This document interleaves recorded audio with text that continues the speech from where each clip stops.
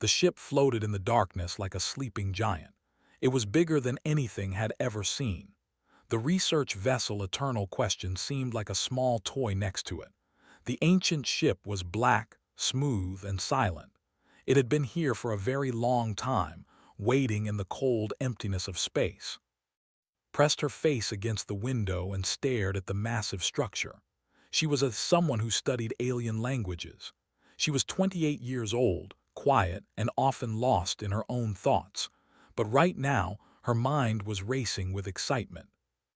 "How old is it?" she asked softly. Doctor, an elderly scientist from the species, checked his instruments. He had gray skin and 6 eyes that blinked at different times. "Our readings show approximately 800,000 years," he said. His voice was slow and careful. "This ship existed before any civilization we know." Ambassador made a sound of disbelief. He was tall, with 4 arms and blue scales covering his body. He was one of the oldest species in the galaxy. "That is impossible," he said. "They have records going back 500,000 years. We have never seen anything like this." The human engineer crossed his arms and frowned. He was 32, practical, and did not believe in mysteries. "Maybe your records are wrong," he said. "Or maybe this thing is not as old as we think." Doctor shook his head. "The readings are accurate. This vessel predates everything." The team had been searching this dead star system for months. They had found old ruins on several planets, strange symbols carved into rocks, and broken pieces of technology that no one could understand. But this ship was the biggest discovery of all. Ambassador turned to face the crew. "We must enter the vessel," he said. "The Galactic Council sent us here to find answers. We will not return empty-handed." Nodded and gathered his tools. "I will try to cut through the hull," he said. "If that does not work, we can try other methods." The team put on their space suits and crossed to the ancient ship. Up close, it was even more impressive. The hull was perfectly smooth without any marks or damage. Ran her gloved hand across the surface. It felt warm, which surprised her.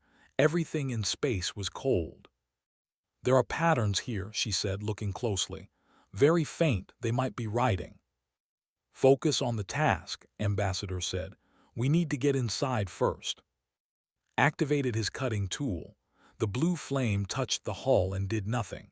He increased the power, still nothing. He tried every tool he had brought. Plasma cutters, sonic drills, molecular disruptors. None of them left even a small scratch on the surface. "This is impossible," muttered. "What is this thing made of?" Doctor scanned the hull with his instruments. "Unknown material," he said. "It absorbs all our analysis attempts. I have never seen anything like this." Ambassador grew impatient. "Try everything," he ordered. "Use explosives if you must." They tried small charges.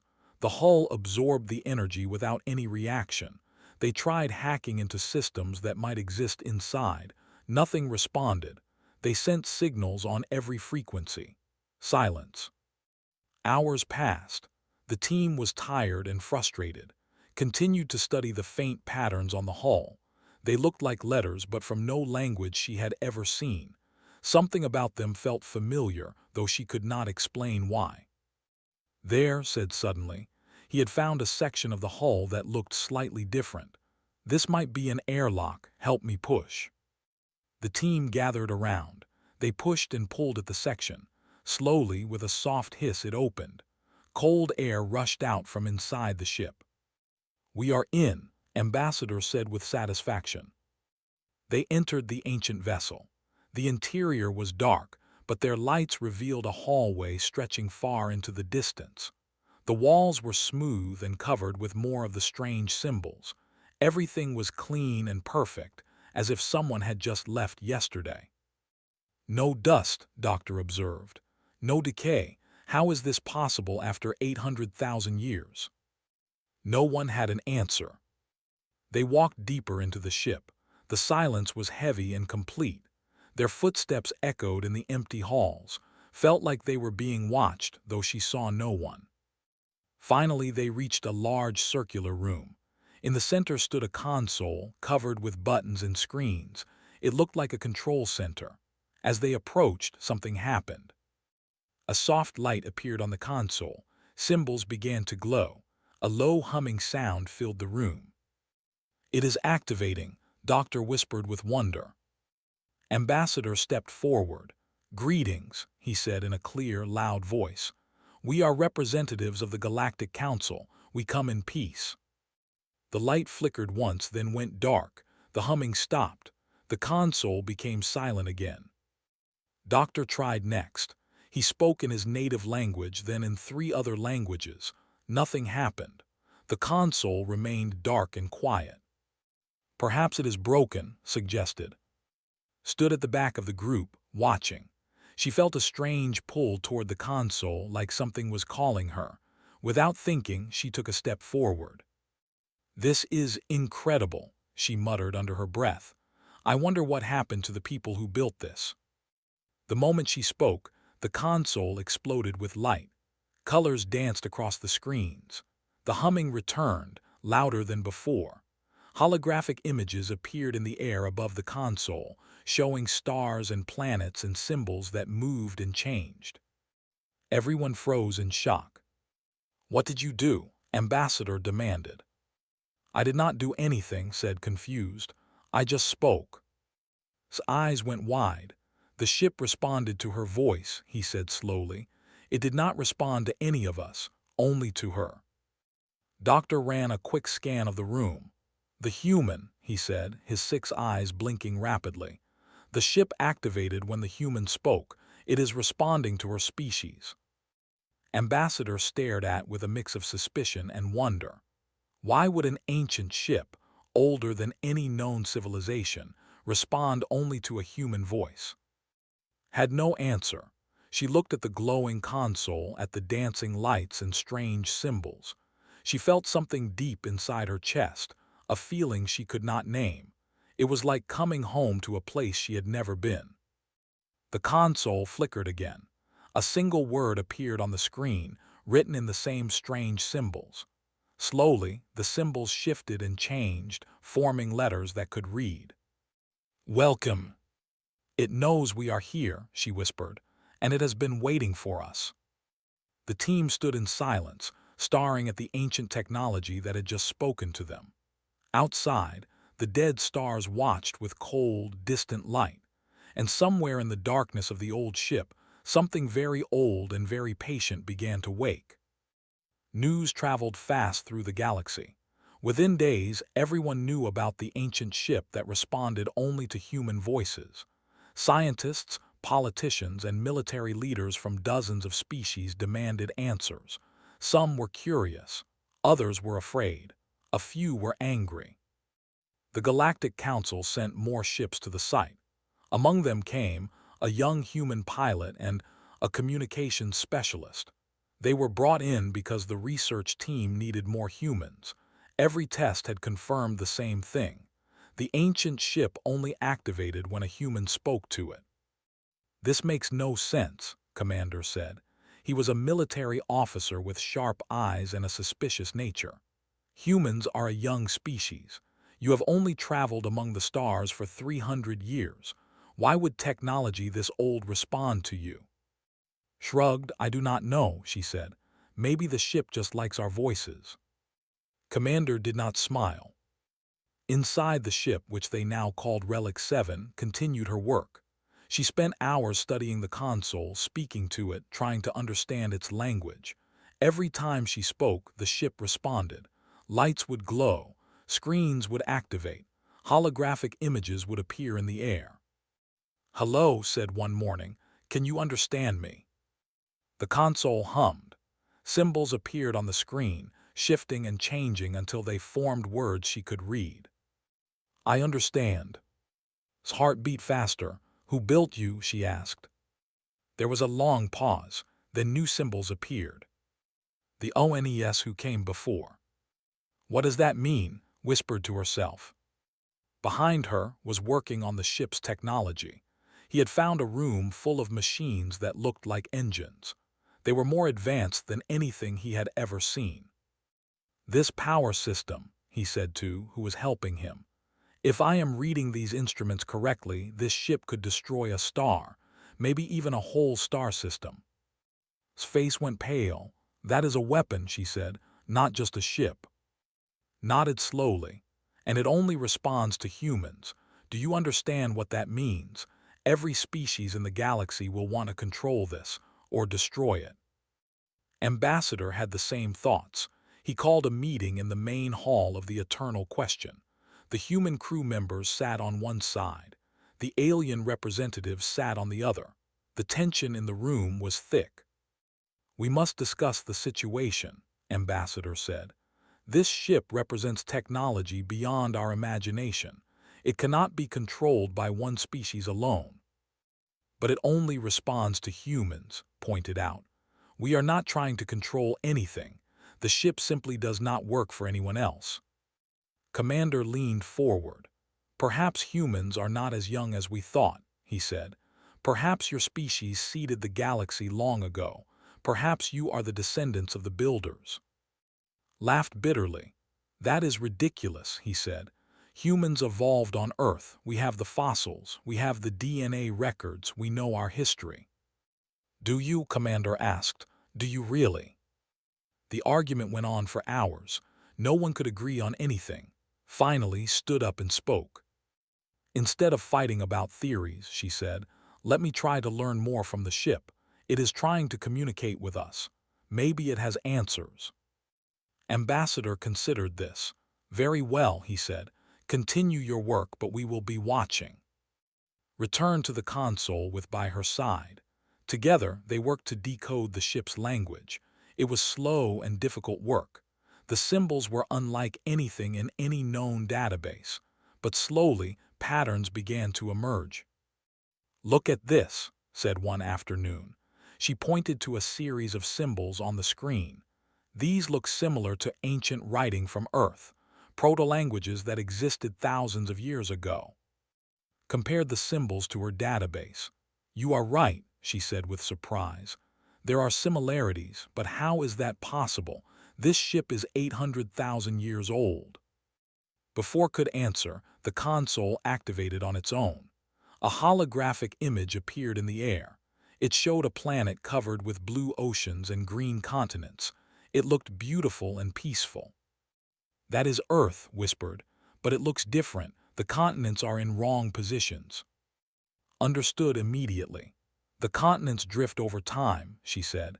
"This is what Earth looked like millions of years ago. The ship is showing us the past." The hologram changed. It showed creatures walking on the ancient Earth. They looked almost human, but not quite. They were tall, with smooth skin and large eyes. They wore simple clothes and carried tools. They built cities and flew ships into the sky. "The precursors," breathed. "The ones who came before. They lived on Earth before humans existed." The console hummed again. New words appeared on the screen. "Children, you have RTURNED." Everyone in the room fell silent. The weight of those words pressed down on them like a heavy blanket. Grabbed the edge of a chair to steady herself. Rubbed his eyes, unable to believe what he was seeing. "We are their children," said slowly. "Humans are the descendants of whoever built this ship. That is why it responds to us. It recognizes our voices." Ambassador received the news with a mixture of shock and concern. He called another meeting immediately. This time, his voice was not calm. "If humans are related to the builders of this ship," he said, "then they may have claim to all the technology inside. This could change the balance of power in the entire galaxy." "We do not want power," said firmly. "We just want to understand." Commander shook his head. "Understanding is power," he said, "and some species will not allow humans to have this advantage. You must be removed from the ship for safety analysis." "No," said. "The ship is trying to tell us something important. I can feel it. If we leave now, we might never learn the truth." The argument grew heated. Voices rose. Accusations flew. In the middle of the chaos, the ship did something unexpected. Every light in the room flickered. Every screen on the eternal question showed the same image, the ancient Earth, beautiful and blue. And then a voice spoke. It came from everywhere at once, deep and old and sad. "Do not fight," the voice said. "There is no time, the darkness is coming." Everyone froze. Looked at the console. The screen showed new words, glowing red like fire. "Warning, the void APPROCHES. Prepare." "What is the void?" asked her voice trembling. The hologram changed one more time. It showed the ancient precursors running, fleeing, dying. It showed their beautiful cities burning. It showed something dark and terrible consuming everything in its path. And then the screen went dark. In the silence that followed, understood. This ship was not just a relic. It was not just a piece of history. It was a warning, a message left behind by a dead civilization for their descendants to find. Something bad was coming, something that had destroyed the precursors long ago, and now it was coming back. The ancient ship had woken because it knew. It had called to humanity because they were the only ones who could stop it. Looked at her, human and alien alike. Fear was written on every face, but behind the fear she saw something else. Determination, courage, the will to fight. "We need to learn more," she said. "We need to find out what happened to them, and we need to make sure it does not happen to us." The work was just beginning. The Galactic Council sent its most important leader to the site. High Speaker arrived on a golden ship surrounded by dozens of guards. He was an ancient being, respected by all species, known for his wisdom and fairness. But even he looked troubled when he saw the images from the ancient ship. "Show me everything," he commanded. Played the recordings. The holographic images filled the room. High Speaker watched in silence as the story of the precursors unfolded before his eyes. He saw their rise. He saw their fall. He saw the darkness that consumed them. When it was over, he sat very still for a long time. "This changes everything," he finally said. "If this threat is real, it concerns all species in the galaxy, not just humans." A human historian who had arrived with the latest group of ships stepped forward. He was 45 years old, with gray in his hair and deep lines on his face. He had spent his life studying the past. Now he was studying a past that no one knew existed. "I have been going through the ship's records," he said. "The precursors were peaceful. They explored the galaxy for millions of years without making enemies. They helped younger species. They built cities on 1,000 worlds." "What happened to them?" High Speaker asked. His face grew dark. "Something came from outside the galaxy," he said. "From the empty space between galaxies. The precursors called it the Void Swarm. It was not a species like us. It was more like a force of nature, a hunger.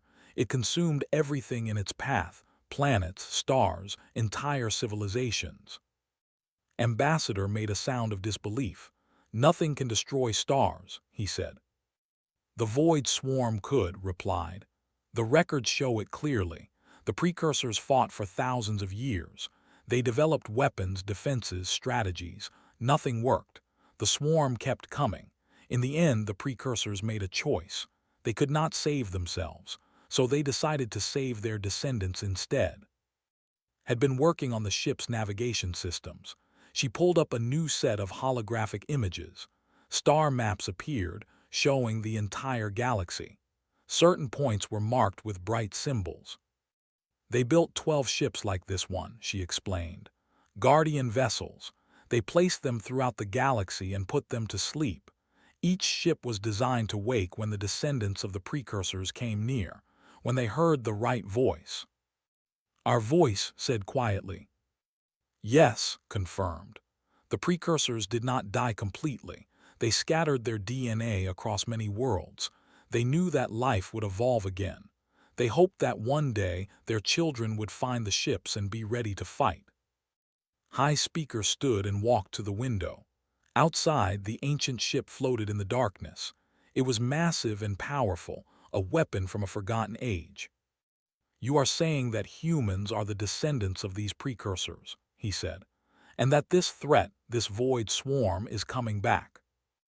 "The ship's sensors have detected something," said, "at the edge of the galaxy, an anomaly that matches the energy signature of the void swarm. It is faint, but it is there." The room went very quiet. "How long?" High Speaker asked. "The calculations suggest decades," answered. "Maybe less, we cannot be sure." Commander slammed his fist on the table. "Then we must prepare," he said. "We must mobilize every fleet, build weapons, strengthen our defenses." "Our weapons will not work against this enemy," said. "The precursors had technology far beyond ours. They still lost. We need to use what they left behind. We need to activate all 12 Guardian ships." "And only humans can do that," Ambassador said. There was anger in his voice, but also fear. "Once again, everything depends on humans." High Speaker raised a hand for silence. "This is not the time for jealousy or suspicion," he said. "If what these records show is true, we face extinction, all of us. Every species in the galaxy, we must work together." He turned to, "Can you control this ship? Can you use its weapons?" Hesitated. "The ship talks to me," she said, "but I do not think I can control it fully. The records mention something about a neural interface, a direct connection between the ship and a human mind." Looked up from his instruments. "I found something like that," he said. "A chamber deep inside the ship. It looks like a chair surrounded by cables and sensors. I think it is designed to connect directly to someone's brain." "That sounds dangerous," said. "It probably is," admitted. "The precursors would not have built it if there was an easier way. But if someone sits in that chair, they might be able to control the ship completely. All its systems, all its weapons." High Speaker considered this carefully. "We cannot ask anyone to take such a risk without knowing more," he said. "Continue your research.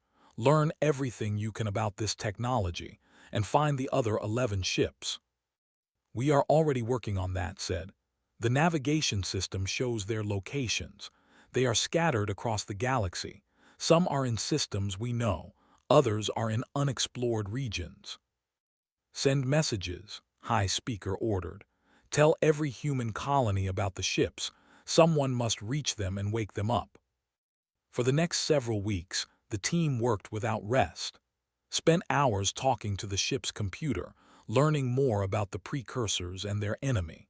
Organized the historical records into a timeline that everyone could understand. Studied the ship's technology, trying to figure out how things worked.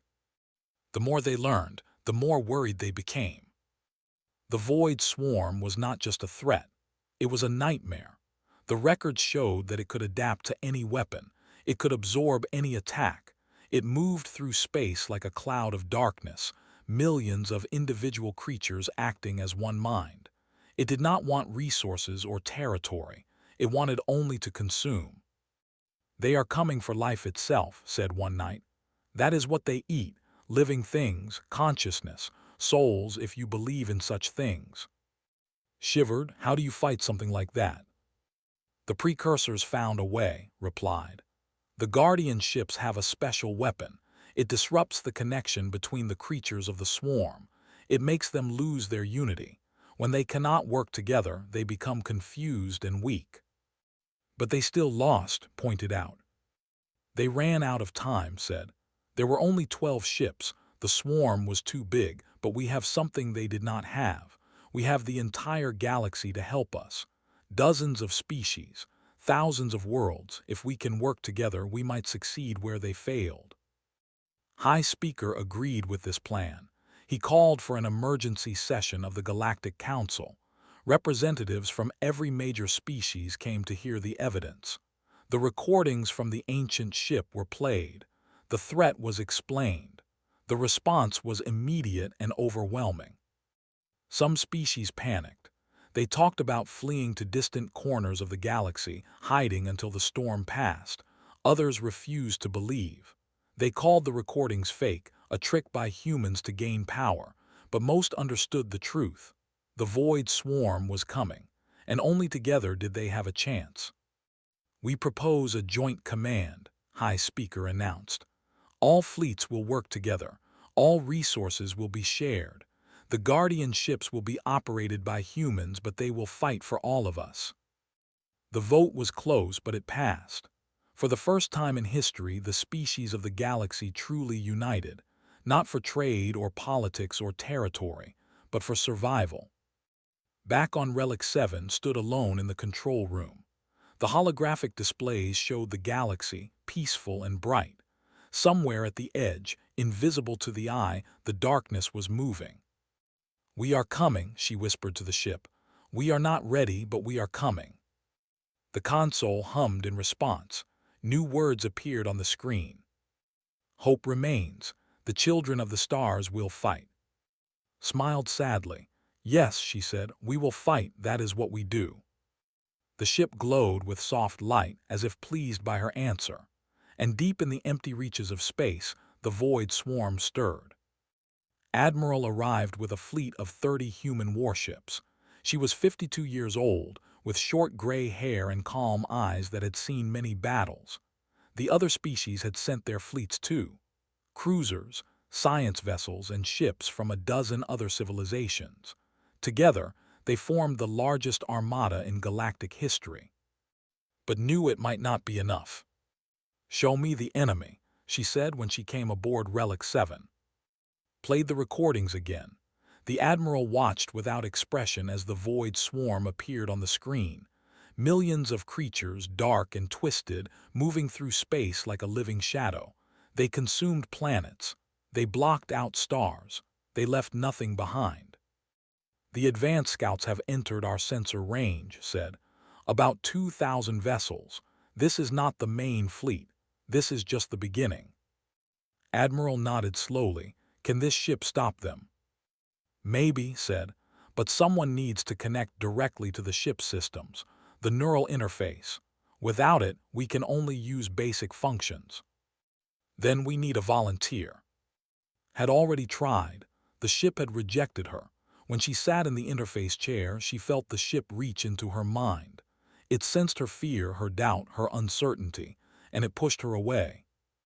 "The ship needs someone who is not afraid," explained. "Someone who believes completely. I thought I was that person, but I was wrong." Admiral looked around the control room, was working on the weapons systems, was coordinating with the combined fleet, was ready to pilot any craft that needed her. They were all brave, but bravery was not enough. A young voice spoke from the doorway. "I will do it." Everyone turned. Stood there, a technician who had arrived with the latest supply ship. She was only 22 years old, small and quiet, with round glasses and nervous hands. She had spent the last week repairing communication equipment in the lower levels of the ship. "You," Commander said with disbelief. He had come aboard to observe. "You are just a child." "I am not a child," said firmly. "I am a technician, I understand machines, and I am not afraid." "Everyone is afraid," Admiral said gently. "That is normal." "I know," replied, "but I choose not to let fear control me. The ship showed me things while I was working. Images, memories. I saw the precursors. I felt what they felt. They were scared too at the end, but they still did what needed to be done. They saved us. Now it is our turn to save everyone else." Studied the young woman carefully. There was something in her eyes, a certainty, a peace. The ship had already touched her mind, testing her, preparing her. "Let her try," said. "The ship has already chosen." The interface chamber was deep inside Relic 7, at the very heart of the ancient vessel. It was a circular room with a single chair in the center. Cables and sensors surrounded the chair like sleeping snakes. Lights pulsed slowly in the walls, as if the ship was breathing. Walked to the chair and sat down. She was shaking slightly, but her face was calm. Stood nearby, ready to help if something went wrong. "Are you sure about this?" asked one last time. "No," admitted, "but I am going to do it anyway." She closed her eyes. The cables moved on their own, connecting to points on her head and spine. The lights in the room grew brighter. The ship hummed with energy, and then was somewhere else. She stood in a city of glass and light. Tall buildings rose around her, beautiful and graceful. People walked on the streets below. Not humans, but almost human, the precursors.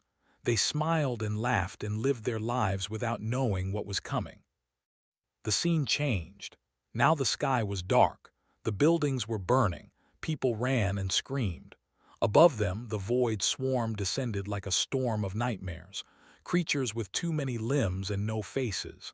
Mouths that consumed everything they touched. Felt the terror of that moment. She felt the despair. She felt the end of a civilization. But she also felt something else. Love, hope, determination.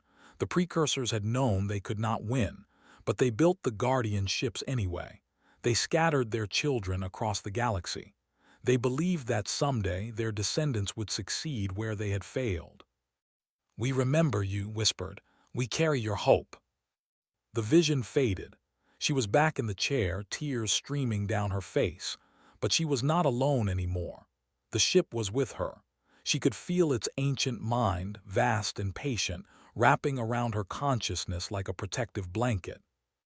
"I understand now," she said out loud. "I know what to do." The ship came alive around her. Every system activated at once. Weapons powered up. Shields strengthened. Engines roared with energy that had slept for 800,000 years. In the control room, the displays showed everything. Admiral watched with wide eyes as the ancient vessel transformed from a sleeping giant to a weapon of war. "She did it," breathed. "She actually did it." His voice came through the speakers, calm and steady. "The Void Swarm advanced scouts are approaching. I can see them. 2,000 vessels spread out in a hunting formation. They do not know we can fight back." Admiral made her decision quickly. "All fleets move to defensive positions. Relic 7 will take the center. We hit them hard and fast." The combined fleet spread out in a half-circle formation. Cruisers on one wing. Science vessels in the rear, ready to analyze the enemy. Human warships scattered throughout, connecting the different groups. And in the center, Relic 7 moved forward. It was no longer dark and silent. Light pulsed along its hull. Symbols glowed on its surface. It looked like a god waking from sleep. The Void Swarm scouts came faster than expected. They appeared on sensors as dark spots against the stars. As they got closer, their true horror became clear. Each vessel was not built but grown. Twisted organic shapes covered with eyes and mouths. They made no sound, but somehow everyone could feel their hunger. "They are scanning us," reported. "They did not expect resistance. They are confused." "Good," Admiral said. "Let us confuse them more." All ships opened fire. The battle began. Thousands of weapons fired at once. Energy beams and missiles crossed the space between the fleets. The Void Swarm vessels took the hits without slowing down. Their dark hulls absorbed the energy, adapting to each new weapon after a few seconds. "Our weapons are not working," Commander shouted. "They adapt too quickly." "Give me a moment," said. Inside her mind, she reached for the ship's primary weapon. She felt its power, ancient and terrible. The precursors had designed it specifically for this enemy.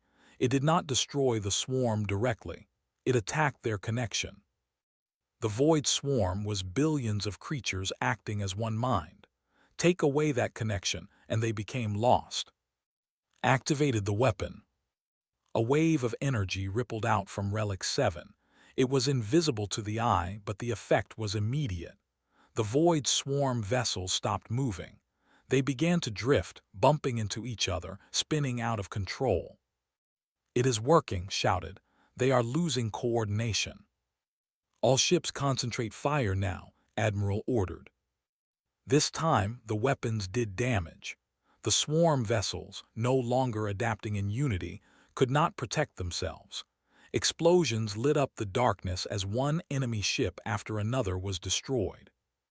But there were still so many. The battle lasted for hours. The combined fleet fought with everything they had. Relic 7 fired its disruption weapon again and again. Ships were lost on both sides. Heroes died with their hands on controls, fighting until the last moment.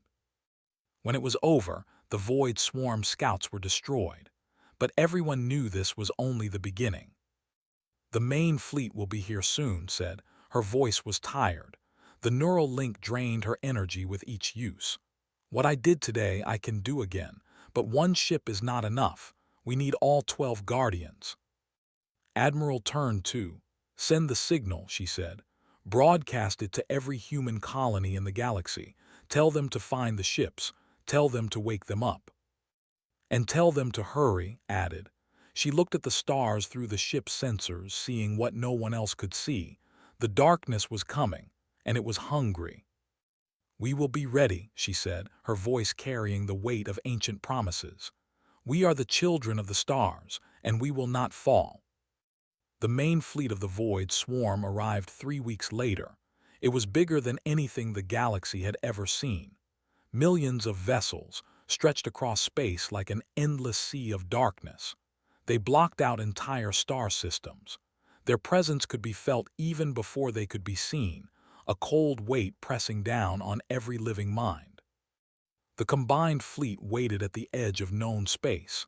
Every ship that could be gathered was there. Human and dozens of other species stood together. Behind them lay the planets and people they were sworn to protect. Ahead of them lay the end of everything.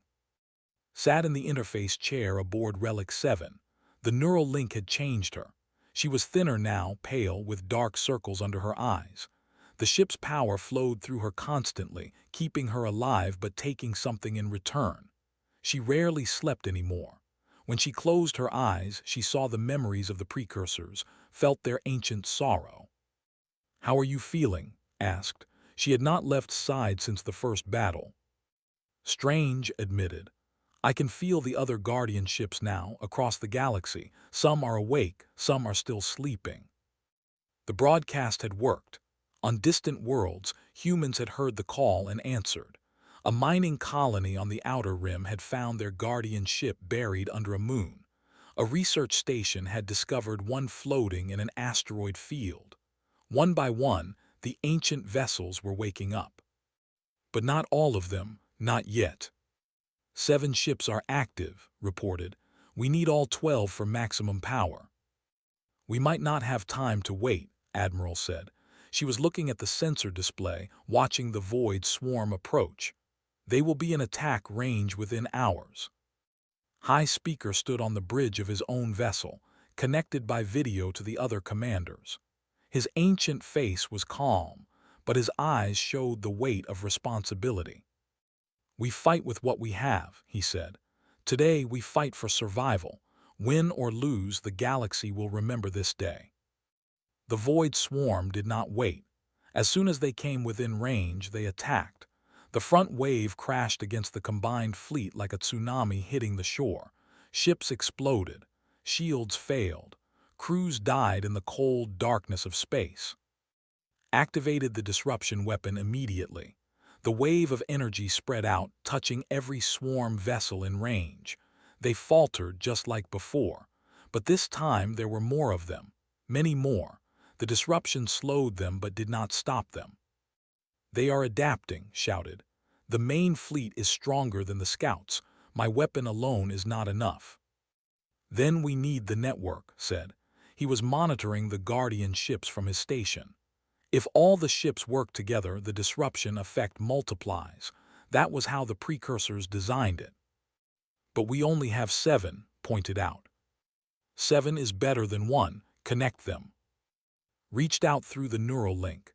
Her mind stretched across the vast distances of space, touching the other Guardian ships.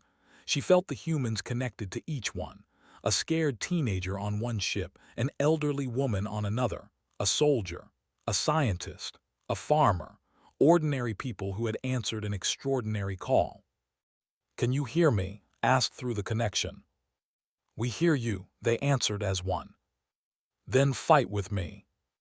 The 7 Guardian ships activated their weapons together. 7 disruption waves merged into one massive pulse. It swept through the void swarm like a hurricane. Entire sections of the enemy fleet went dark, their unity shattered. The combined fleet pressed the advantage. Ships that had been retreating now advanced. Weapons that had been useless now found targets. For the first time since the battle began, hope appeared. But the void swarm was not finished. From the back of the enemy fleet, something new emerged. A vessel larger than any other, black as emptiness itself. It moved with terrible purpose, heading straight for Relic 7. "What is that?" Ambassador gasped. "The heart of the swarm," answered. Her voice was hollow. "The central mind, kill it and the swarm dies, but it is protected. Nothing we have can touch it." The massive vessel fired. A beam of pure darkness struck Relic 7. Alarms screamed. Lights flickered. Felt pain rip through her body as the ship suffered damage. "Shields at 40%, shouted. "Another hit like that and we are finished." Knew what she had to do. The precursors had left one final weapon, buried deep in the ship systems. A weapon so powerful that using it would destroy the Guardian vessel and everyone aboard. They had called it the Last Light. "I need to activate the final protocol," she said quietly. Grabbed her hand. "No, there has to be another way. There is not enough time. The other ships cannot reach us fast enough. If that thing destroys Relic 7, the swarm will break through. Everyone dies." The central swarm vessel fired again. Relic 7 shook violently. More alarms, more damage. The hull began to crack. And then something unexpected happened. A voice came through the communication system. Then another, and another. Voices speaking in human languages from across the galaxy. The final 5 Guardian ships had been found. Humans were waking them, speaking the activation phrases, joining the network. "We are here," they said. "All 12, we are ready." Laughed and cried at the same time. "The network is complete," she said. "Everyone together now." 12 Guardian ships activated their weapons as one. The combined disruption pulse was more powerful than anything the precursors had ever achieved. It hit the void swarm like the light of a newborn star, driving back the darkness. The central swarm vessel convulsed. Its connection to the rest of the fleet was severed. Billions of creatures suddenly lost their guiding mind. They turned on each other in confusion, tearing themselves apart. "Fire everything," Admiral ordered. Every weapon in the combined fleet focused on the central vessel. Energy beams, missiles, kinetic weapons. The darkness peeled away layer by layer until the heart of the swarm was exposed. Delivered the final blow. She pushed the ship beyond its limits, channeling all its remaining power into one last strike. The beam of light that erupted from Relic 7 was visible from distant star systems. It pierced the heart of the enemy and kept going, burning away the darkness until nothing remained. The void swarm collapsed. Without their central mind, the creatures could not function. They drifted and died by the millions. The combined fleet hunted down the survivors, making sure none would escape to rebuild. When it was over, the galaxy was silent. Lay in the interface chair, barely conscious. The effort had almost killed her, but she was alive. Against all odds, she was alive. Held her hand and wept with relief. "You did it," she whispered. "You saved everyone." "We did it," corrected, "all of us. Humans and aliens, the living and the dead, the precursors who hoped and the children who answered." In the weeks that followed, the galaxy slowly returned to normal. Ships were repaired. Wounds were healed. Memorials were built for those who had fallen. Ambassador came to Relic 7 one final time. He stood before the human crew with respect in his eyes. "We were wrong about your species," he said. "We thought you were young and weak. We did not understand that strength has nothing to do with age. It comes from the heart." He bowed deeply, a gesture of highest honor among The Galactic Council formally requests that humanity take a leadership role in our joint defense, not because you have the Guardian ships, because you have shown us what courage truly means. Admiral accepted on behalf of her species. "We do not want power," she said, "but we will not run from responsibility. We will stand with you, always." Remained connected to Relic 7. The bond was permanent now, for better or worse. But she did not mind. The ship had become part of her, and she had become part of something greater. She stood at the window one evening, looking at the stars. Joined her. "What happens now?" asked. Smiled. "We rebuild. We prepare. The void swarm is defeated, but the galaxy is still full of mysteries. There will be other challenges, other adventures. Are you ready for that?" "I was just a technician a month ago," laughed. "Now I am connected to an 800,000-year-old spaceship. I do not think I am ready for anything, but that has never stopped me before." She looked at her reflection in the window, overlaid with the distant stars. "We were never alone," she said softly. "We were never small. We were always the children of the stars, waiting to remember who we were. And now that we remember, we will never forget." The ancient ship hummed in agreement. Outside, the galaxy stretched on forever, beautiful and full of possibility. And somewhere in the depths of space, the guardian ships kept watch, ready for whatever came next. The story of humanity was not ending. It was just beginning.